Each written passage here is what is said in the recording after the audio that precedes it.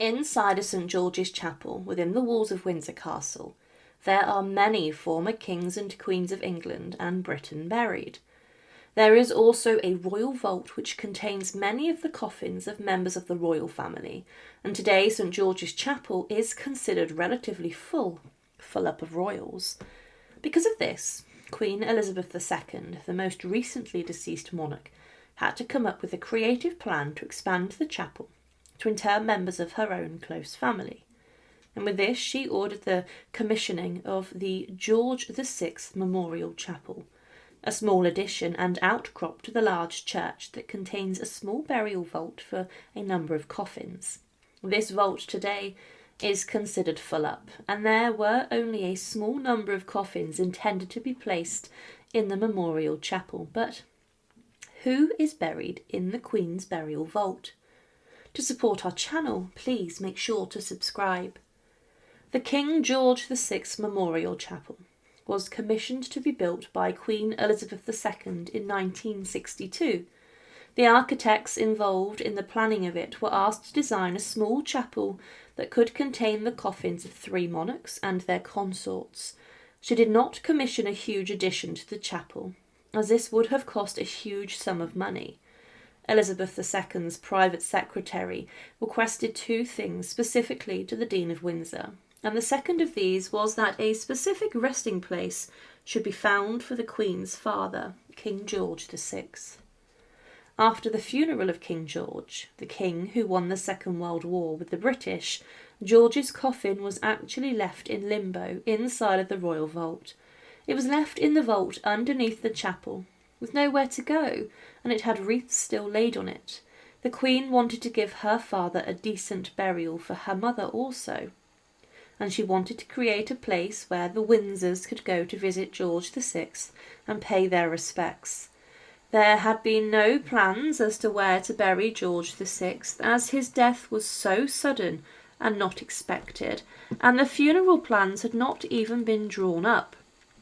The request to expand St George's Chapel was not acted upon for 5 years, and the Queen wanted her mother to avoid having to bury her husband for a second time.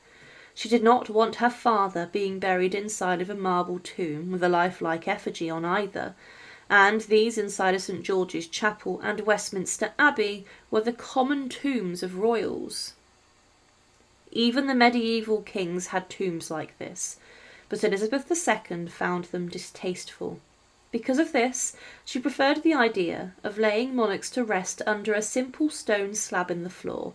Inside of the royal vaults there was no space for an addition for a further few rooms, so to solve this, an additional chantry chapel was proposed to be placed on the exterior of St George's Chapel, basically a small extension.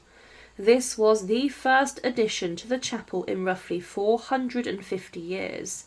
Many plans were rejected for it, but eventually one was settled upon, and the chapel, complete with a burial vault, was finished in 1969, and it cost roughly over £500,000 in today's money, the royals paying for it themselves.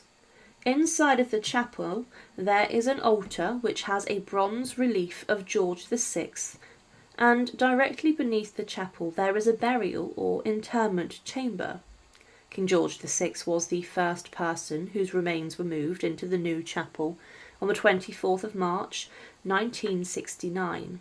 There was a ceremony held a week later, attended by the Queen, her mother and Prince Philip, as well as their eldest children. The ceremony was also attended by Knights of the Garter. George VI's coffin had been removed from the royal vault and was then taken into the chapel and then lowered into the burial chamber, which was then finished off with a ledger stone outlining his name, date of birth and his death. George would be laid to rest and not disturbed in the vault for many decades. But then, following the death of Princess Margaret, the Countess of Snowdon, her remains were interred into the royal vault. Now, Margaret was never intended to have been interred there, as Elizabeth II outlined in the plans to bury 3 monarchs and their consorts. Now, Margaret was actually the first member of the royal family who was cremated, and she was not actually buried. Her funeral service actually, strangely, took place in a crematoria, Now, one reason why it's thought that she was cremated may have been so that her remains could actually be placed and accommodated inside the small burial chamber alongside King George VI. But they were not initially placed inside of the vault, as opening it was a lengthy process. However, following the death of the Queen Mother, she would also be buried inside the vault alongside her husband.